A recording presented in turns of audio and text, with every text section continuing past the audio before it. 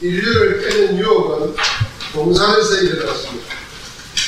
사탄은 에덴 동산에서 네가 하나님이 된다는 유혹으로 최초의 인간 아담을 넘어뜨리고 죄와 사망의 벌 아래에서 평생 종로로 가도록 타락시켰습니다. 그러나 주님은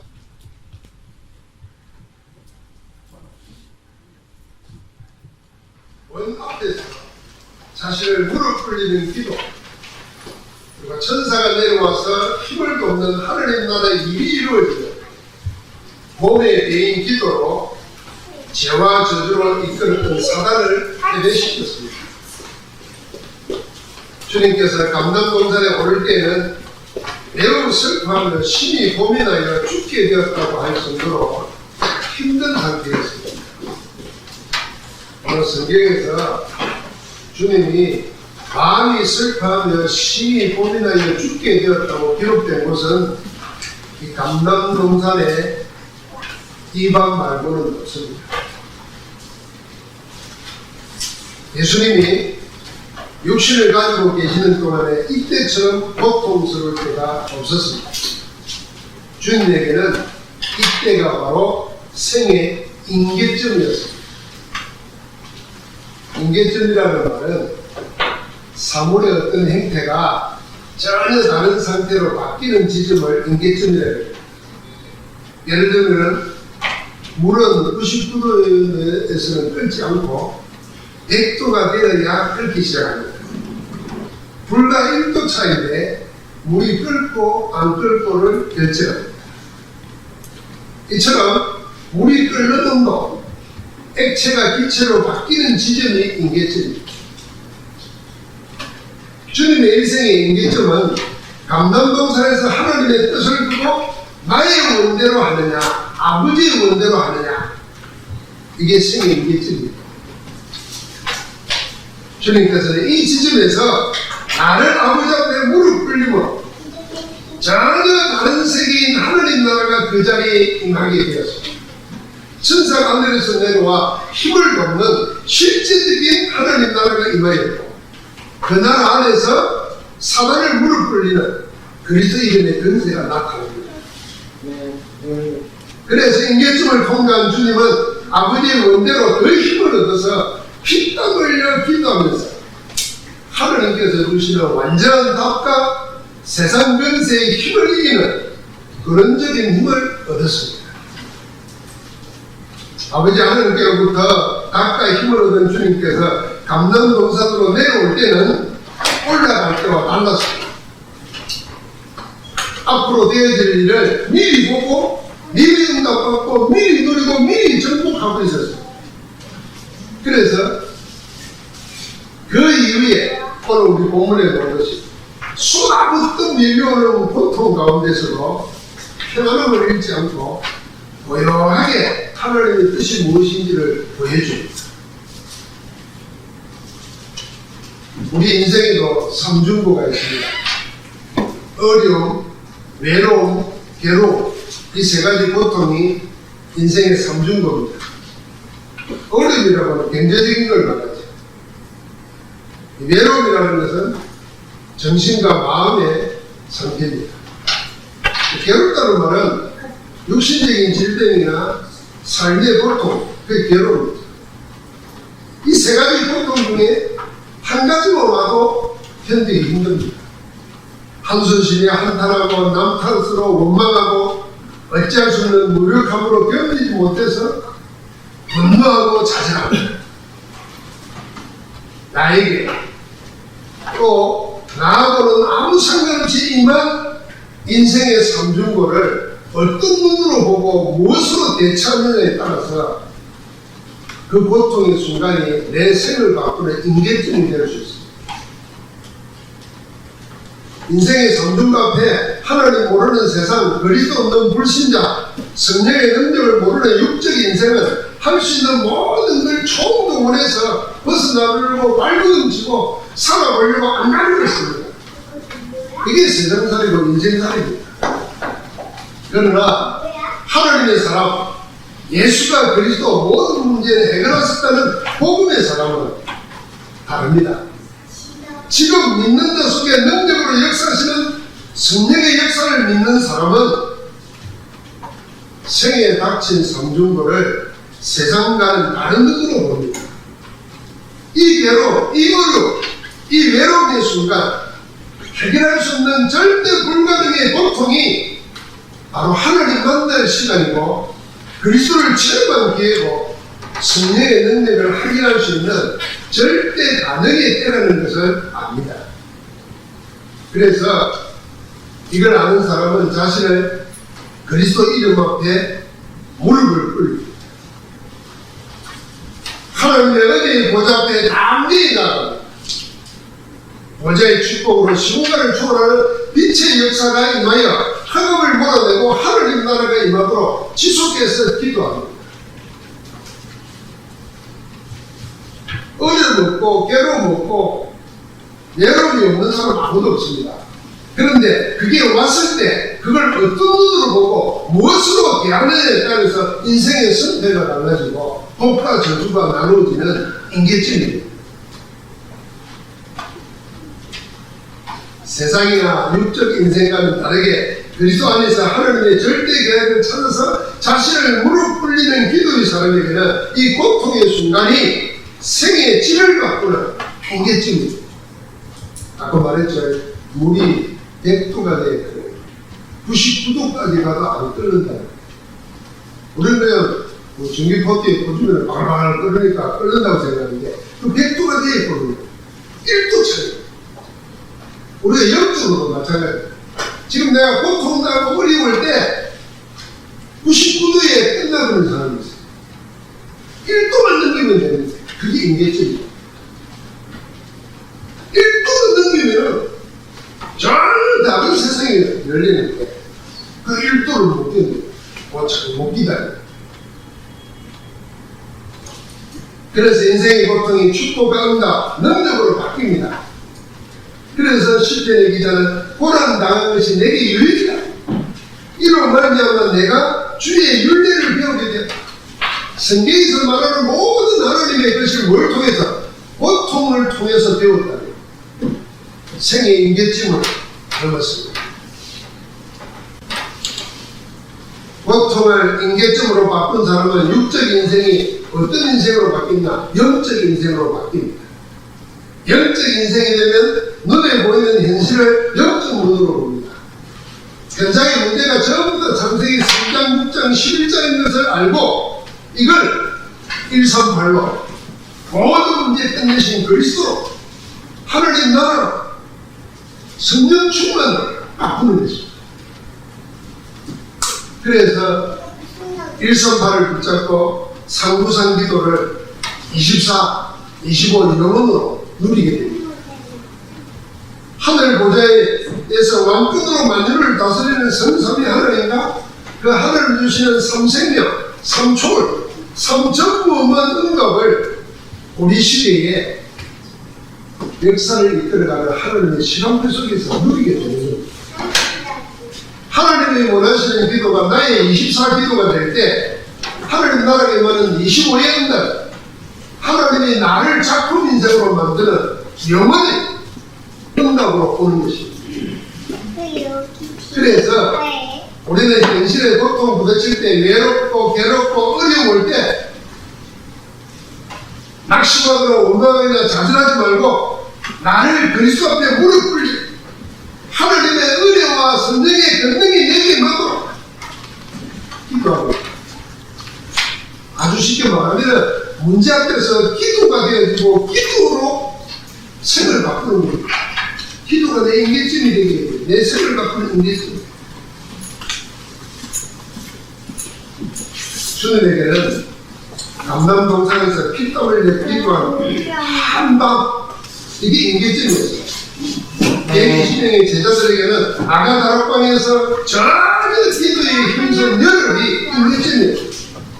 전도자 바울에게는요, 마게도나로 오라는 환상을 볼 때까지 드로에서 기도하면서 기다렸던 며칠이 생과 선교 역사를 바꾼 인계점입니다.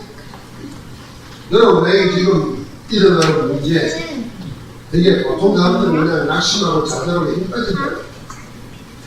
네. 이때 하나님이 절대 계획을 가지고 나를 훌륭한 거예요. 인격적으로 만들었거든요. 그렇게 되면 우리 앞에 있는 현실은 육적인 인생에서 영적인 인생, 지금 내게 부딪혀온 인생의 삼중고가 응답과 능력을 체험하는 길이 열리게 될 줄 믿습니다. 이 감남동산에서 이미 선지하고 내려오신 주님께서 당한 고난은 세상 모든 사람들이 당한 온갖 모욕과 고통을 합친 것보다 더한 거예요. 믿었던 제자들이 배신하고 부인했습니다. 오랫동안 그리스도를 시기하여 죽이고자 엮었던 유대 종교인들, 대제사장들, 바리새인들, 장로들과 성전 경비대장들은 지루하게 술술 쓰고 모함을 해서 한밤중에 체포했습니다. 그러고는 그 밤에 이리저리 끌고 다니면서 온갖 희롱과 모욕을 하고 침대 등과 매를 맞기까지 했습니다. 처음에는 나야바 대사장의 집에서, 다음에는 사내들은 공의 앞에 끌려갔습니다. 이제는 거짓 정보로 죽이려고 하는 사형을 가지고 있는 로마 관을 빌라도 총독에게 보내집니다. 빌라도 총독이 제명을 못 찾았습니다. 그러니까 간할권을 가지고 있는 분봉한 헤롯에게 보냅니다. 헤롯은 뭔가를 기대하고 있다가 뜻대로 안 되니까 다시 빌라도와 헤롯이 합동해서 신문을 목요일 밤에 기도 마치고 내려와가지고 배신당하고 체포당하고 희롱과 침뱉은 매를 맞고 이리저리 끌려다니면서 우리가 하룻밤 잠만 못 자고 끌려다니고 피곤한데 이리저리 끌려다니고 생각해요. 나중에는 어떻게 합니까? 죄를 발견 못했다 그러니까 이 종교인들이 무리들을 선동해가지고 강도 바라보를 놓아주고 예수를, 죄 없다는 예수를 십자가에 못 박아 대꾸를 합니다. 세 번씩이나 십자가에 못 박아서 하는. 어쩔 수 없어서 빌라도가 사형 선고를 내려서 십자가로 내어줍니다. 이게 오늘 본문의 이야기입니다. 주님께서 1박 2일 동안 목요일 밤부터 금요일 저녁까지 잠시 쉴 틈도 없이 고난을 당했습니다. 이때 1박 2일 동안 당한 고난은 우리 인간이 당할 수 있는 모든 고난을 한꺼번에 당했습니다. 22장 63절에는 사람들이 주님을 희롱하며 때렸다고 했어요. 64절 65절에는 눈을 가리고 선지자 노릇하면서 때린 자를 알아맞추고라고 조롱하고 못했어요. 요즘 눈을 가리고 때렸어요. 때려놓고 네가 선지자 노릇하라. 그렇게 모욕을 해냈습니다. 나중에는 빌라도 앞에 끌고 가서 하지도 않은 말을 풀면서 거짓 증언하면 죽이라고 무리를 선동하고 괴롭힙니다. 헤롯은 부인들과 같아서 예수를 노골적으로 업신여깁니다. 그래서 빛난 옷을 입혀놓고 네가 왕이라며 하며 놀립니다. 그런데 이렇게 희롱과 조롱, 온갖 협박, 내맞은 위험을 당하면서도 주님은 어떻게 하고 있습니까? 너무나 고요합니다. 여러분, 내가 그러면 어떻게 하겠습니까? 말을 하든지, 대안을 하든지, 예적을 하든지, 알을 내든지 해야 것 같습니다. 근데 주님은 절대 그렇지 않습니다. 이해할 때는 이해하고, 안 이해할 때는 아니라. 어떻게 이럴 수 있습니까? 주님은 이미 감남동산에서 영적 인격점을 통과했습니다. 그래서 대신욕하거나 대적하지 아니하고 조용하게 편안하게 하나님의 길을 따라갑니다. 감남동산에서 마지막 유혹에 승리하신 그리스도께서는 오늘을 통해서 아무 말 없이 묵묵히 아버지 하나님의 뜻을 따라 길을 갑니다. 하나님의 뜻을 이루고 계십니다. 여러분, 우리가 남다른 체험을 하고 나면 세상 사람들에게 누구나 오는 그런 일들은 별로 문제가 안 됩니다. 제가 지난 시간에 이야기했지만 제가 군대에서 죽음의 꼬미를 체험하고 난 다음에 하나님이 나를 목사로 되게 하기 위해서 신학대를 보냈는데 신학대 1년 마치고 군대 와가지고 이런 이름을 말했는데 그렇다고 하면 내가 지금 목사가 안 됐는데 죽을 때가 안 될 거 아니냐 그런 생각을 주시더라고요. 그런데 그 생각 안무를 주셨는데 부들부들 떨리던 몸이 깨지겠어요. 나는 죽을 때가 아니구나 확실히 딱 보더라고요. 그때부터 하나님 나에게 깨닫게 된 게 하나 있는데요. 사람이 무섭죠. 군대에서 그 동서부대는 살을 했으니까 몇 달 동안 병원에 시달리고 아이 맞지고 모처럼 집에 가려고 하는데 다시 비상을 해가지고 왔는데 총을 쓰고 그러고 있으니까 얼마나 때리지? 아무도 안 가려 그래. 그래서 총을 찾으러 가야 되니까 군대에서 총 떼기면 큰일 나요. 아무도 안 가. 내가 갔어요. 내가 그 사람들하고 말하고 한 두 마디 하면 그 사람들은 말이 안 되거든요. 무조건 군합발 나가고 솔직히. 내가 맞아가면서 계속 갔어요. 왜 그랬겠어요? 내가 한 마리도 안 해서 나는 죽을 때 아니다. 이 느낌. 사람이 안 돼요. 근데 지나고 보니까 하나님이 목사인 나에게 주시는 큰 선물이었어요. 목사가, 전도자가 사람 두려워하면 어떻게 돼요? 누구 앞에 가서 말을 하겠어? 근데 하나님이 제일 어려워. 그때 우리 도참마늘가 죽었다. 국민이 묘지에 묻혔어. 그것도 서울 한복판에. 지금 대통령궁이 있는 그 자리에 있어. 대통령궁이 아니지. 대통령실이 있어. 하나님 그걸 채우는 여러분은 나에게요. 고난이 오고 고통이 오면 우리가 몇 십년이냐면요. 이것으로 내 인생이 끝나는 거야. 그렇게 미리 단정하기 때문에 하나님에게는 우리와 여러분과 나에게도 없는 수시까지 수업까지 그게 10년 40입니다. 하릴 수가 없어요. 우리는 이거 아니고 저거 아닙니까? 그때는 조금 더 머리 좀 하는 사람은 이거 아니고 저거 하고 제3의 길을 찾잖아요. 하루는 그 정도가 안 되는 거예요. 술을 헤아릴 수 없는 많은 생각과 여러분과 나를 향해 있는 거죠. 그러니까 여러분이 나에게 문제하고 어려움하고 인생의 삼중도가 부딪힐 때 세상 눈으로 보지 말고 하나님이 내 생을 뒤바꾸는 인격질에 내려왔거든요. 그때 무릎 꿇려서 내 육신을 무릎 꿇리는 나를 무릎 꿇리는 창세기 3장 6장 11장을 무릎 꿇리는 그리스도인으로 그때 그리스도께서 역사하시고 하나님 나라가 나고 하늘 군대가 보이고 하나님의 빛의 역사가 흑암을 몰아낼 줄 믿습니다. 그래서 어려서 영원아 여기 머물 수 없다. 여기서 멈출 수 없다. 이 마음을 가지고 하나님의 성령께서 나를 이끌어 주십니다. 주님 생의 마지막 주간 오늘 본문의 배경이 된 목요일 밤중부터 금요일 저녁까지 1박 2일은 온 인류의 역사를 바꿔버린 대사건이 되었습니다. 인간의 고통과 비교할 수 없는 그리스도께서 당한 1박 2일의 고난은 전 인류의 생을 사단과 지옥, 죄와 저주의 법에서 벗어날 수 없는 멸망의 운명에서 해방하였습니다. 그래서 우리는 어디로요? 영원한 생명의 성령의 법으로 하나님 나라의 신분권자로 성삼위 하나님과 함께하는 임마누엘의 삶을 이끄는 인격질이 되었습니다. 이사야 53장 3절부터 6절에 그 그리스도가 어떤 분이라는 걸 말했지 않습니까? 그는 멸시를 받아 사람들에게 버림받았으며 강고를 많이 겪었으며 질고를 하는다. 마치 사람들이 그에게서 얼굴을 가리는 같이 멸시를 당하였다. 우리도 그를 비애기지 아니하였다.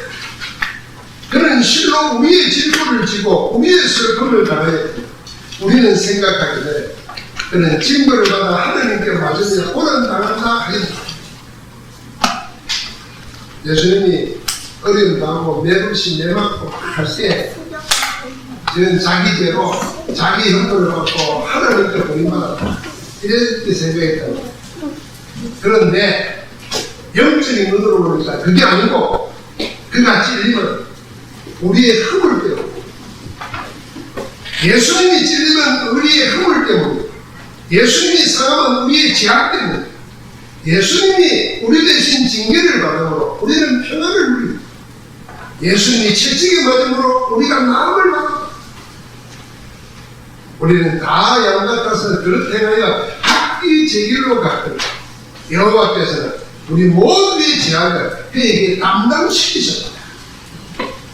여러분 여기서 참 중요한 말이에요. 하나님이 우리의 죄악을 예수님께 담당시켰다는 말이에요.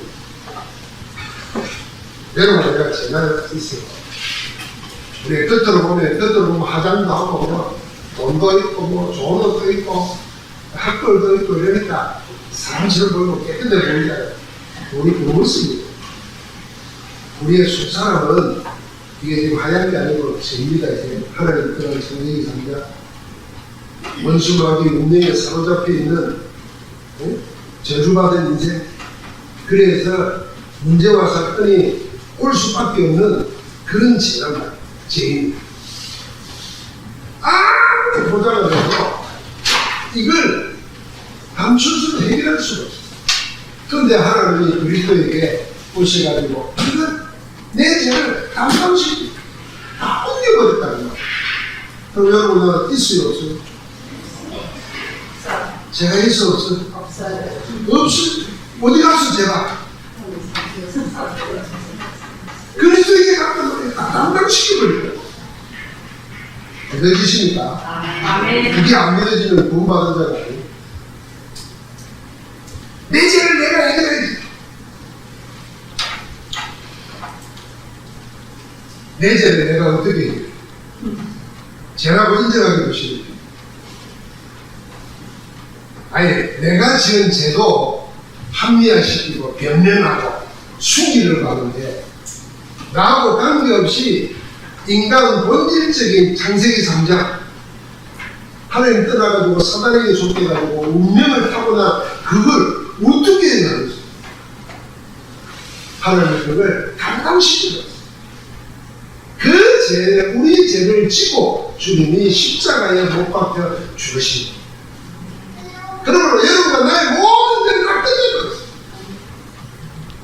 지금 그 주님이 성령으로 우리 안에 함께 하시면서 우리를 보고 하나님의 자녀라고 인쳐주시고 우리의 영원한 미래가 천국으로 보장되어 있는 줄 믿습니다. 아멘. 그래서 이 주님의 고난의 1박 2일을 통해서 여러분과 나는 하나님의 뜻이 언약이 성취되는 축복을 받는 것입니다. 생명의 성령의 법이 죄와 사망에서 너를 해방했어요. 하나님과 그의 사랑하는 자, 그의 보내신 자를 믿는 자는 영생을 얻고 심판에 이르지 아니하노니 사망에서 생명으로 옮겨버립니다. 이것이 우리에게서 난 것이 아니고 하나님의 선물이라 그랬습니다.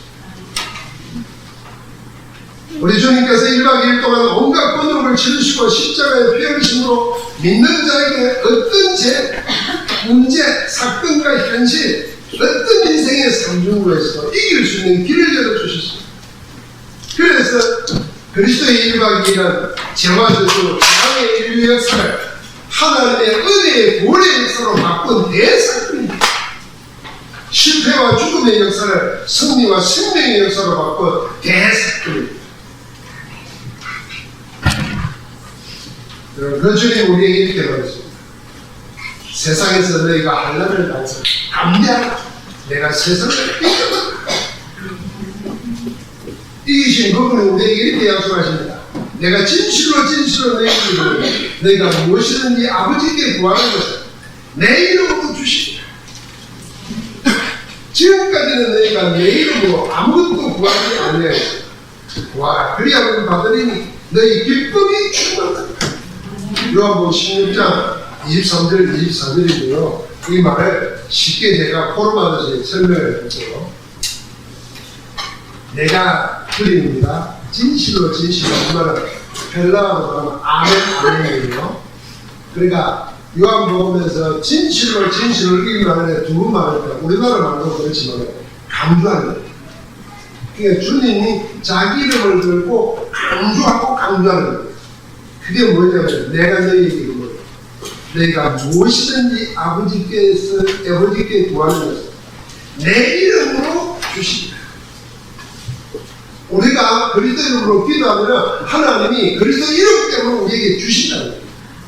그런데 그 다음에 뭐라 그랬어요? 지금까지는 너희가 내 이름으로 아무것도 구하지 않았다.